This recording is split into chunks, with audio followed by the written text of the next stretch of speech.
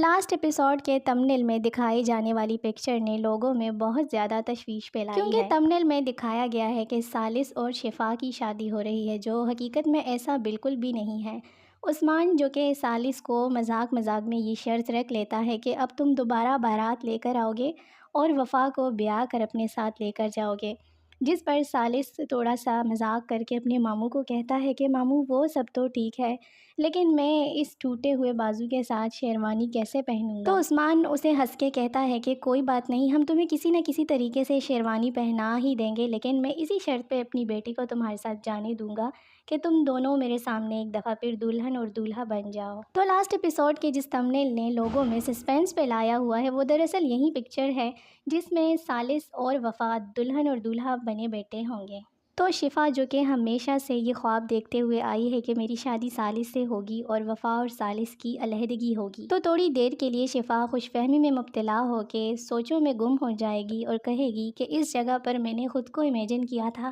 اور میں نے بہت کوشش کی تھی کہ میں ثالث کے سنگ میں دلہن بن کے بیٹھوں، لیکن پھر اچانک وہ چونک کر اس کے جو سارے خواب ہیں وہ ٹوٹ جائیں گے اور پھر وہ دل ہی دل میں کہے گی کہ سکندر تو اس سے بھی زیادہ اچھا ہے، ہینڈسم ہے اور سب سے بڑھ کر پیسے والا ہے۔ اور دراصل وہ تمنیل والی پکچر ثالث اور وفا کی ہوگی، جو دونوں دلہن اور دولہا بنے بیٹھے ہوں گے۔ شفا جس کی شادی سکندر سے ہو جائے گی، اور کافی ویورز اس ٹو میں بیٹھے ہوئے ہیں کہ شفا کو اینڈ پہ تھوڑی بہت سزا تو ملنی چاہیے، جو کہ اب تک بالکل سزا سے بچ کے جا رہی ہے، سب کے ساتھ برا کر کے وہ پھر بھی اپنی خوشیوں کو پانے کے لیے جا رہی ہے۔ وہ ثالث سے کہہ دیتی ہے کہ تم دونوں سے ہار کر بھی میں اپنی خوشیاں پانے کے لیے جا رہی ہوں، یعنی کہ میں تمہیں کھو کر بھی کوئی اداس یا غمزدہ نہیں ہوں، بلکہ اس سے زیادہ خوش ہوں کیونکہ میری زندگی میں سکندر جیسا نامی گرامی شخص آ رہا ہے، جو کہ کبھی میں نے سوچا بھی نہیں تھا۔ تہذیب پپو کی خوشی کا کوئی ٹھکانہ ہی نہیں رہے گا کیونکہ اس کے بیٹے اور بہو کا گھر بن گیا ہے، جبکہ تحریم پپو کو اپنے کیے کی سزا مل گئی ہے۔ وہ اس حد تک سب کی نظروں میں خود کو گرا ہوا محسوس کرے گی کہ وہ سب سے معافی بھی نہیں مانگ سکے گی، اور وہ اپنی تمام تر غلطیوں کا خود ہی اقرار کر کے اپنے بھائیوں سے معافی مانگ لے گی۔ جب تحریم کے بھائی تانے جاتے ہیں اور وہ حوالدار سے کہتے ہیں کہ ہم اپنی بہن کو یہاں پر کیسے رہنے دیں، تو حوالدار انہیں کہے گا کہ جس کا اس نے ایکسیڈنٹ کیا ہے وہ لوگ کسی بھی رضامندی کرنے کے لیے تیار نہیں ہے، اور نہ ہی وہ کسی قسم کے پیسے لینے کے لیے تیار ہے، بلکہ وہ چاہتے ہیں کہ تحریم کو سزا ہو جو کہ اس نے ہمارے لڑکے کے ساتھ کیا ہے، اس کا اتنا برا ایکسیڈنٹ کروا کے، اور پھر تحریم کو جیل میں اچھی خاصی ہوا لگ جائے گی اور اس کو اپنے کیے کی سزا مل جائے گی۔ گھر آ کر وہ سب کے گلے لگ کر سب کے سامنے ہاتھ جوڑ کر اور ہر شخص سے معافی مانگ لے گی، یہاں تک کہ وہ وفا سے بھی معافی مانگ لے گی کہ تمہاری زندگی برباد کرنے میں میرا بھی بہت زیادہ ہاتھ ہے۔ عثمان سے اس بات کا بھی اقرار کر لے گی کہ تمہاری بیوی کے ساتھ بھی میں نے بہت زیادہ برا کیا اور تم دونوں کو دور کرنے میں میرا اہم کردار تھا، جس پہ اب میں بہت زیادہ پچھتا رہی ہوں اور میں ہاتھ جوڑ کر آپ سب سے معافی مانگ رہی ہوں،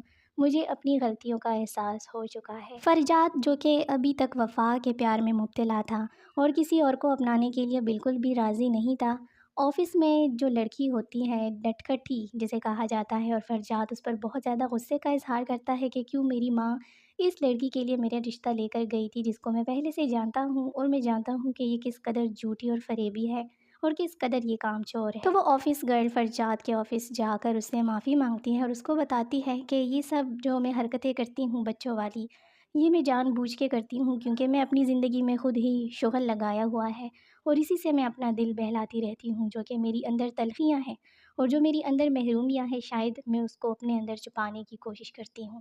اس کے ساتھ ہی وہ رونے بھی لگ جاتی ہے۔ فرجاد جو کہ اس کو معاف تو کر لے گا، لیکن اس کے جانے کے بعد وہ فرجاد کے سوچوں پر حاوی ہو جائے گی اور وہ اس لڑکی کے بارے میں مجبوراً سوچنے لگے گا۔ جب وہ گھر آئے گا تو اسی کے بارے میں چاہ نہ چاہ کر بھی سوچنے لگے گا، اور پھر جب اس کو پتہ چل جائے گا کہ اب وفا کو بھی جو ہے مجھ سے ملنے کی کوئی امید ہمیں باقی نہیں رہی، تو وہ اپنی امی سے دوبارہ بات کر لیں گے کہ امی آپ اسی لڑکی سے میرا رشتہ مانگ لیں جس سے آپ مانگنا چاہ رہے تھے۔ تو اس کی ماں اور دادی تو جیسے حیران ہو جائیں گی اور کہیں گی کہ تمہیں کیا ہو گیا ہے، تو وہ کہے گا کہ بس اب میرا دل بدل گیا ہے۔ اس کی امی بھی بہت زیادہ خوش ہو جائے گی کہ فائنلی فرشاد کسی کے لیے مان گیا ہے، اور پھر وہ لوگ دوبارہ رشتہ لے کر جائیں گے، جس سے آفس گرل جو ہوتی ہے وہ بھی بہت زیادہ خوش ہو جاتی ہے اور اس کو بھی فائنلی زندگی میں کوئی ایسا مل جائے گا جو کہ اس کی زندگی میں رنگ بھر دے گا اور اس کی زندگی کی ساری تلخیوں کو بھلا دے گا۔ اسی طرح ان دونوں کی بھی ہنسی خوشی شادی ہو جائے گی اور ان کی بھی لائف ہنسی خوشی گزرنے لگے گی۔ ہاں البتہ اس ڈرامے کے ڈیلی کے ویورز اس بات کے انتظار میں بیٹھے ہوئے ہیں کہ کب شفا کو بھی سزا ملے گی۔ تو کافی ایکسپرٹس کا کہنا ہے کہ شفا کی جس شخص سے شادی ہونے جا رہی ہے وہ سیاسی آدمی ہے اور ایسے آدمیوں پر جو ہے زیادہ بھروسہ بھی نہیں کیا جا سکتا۔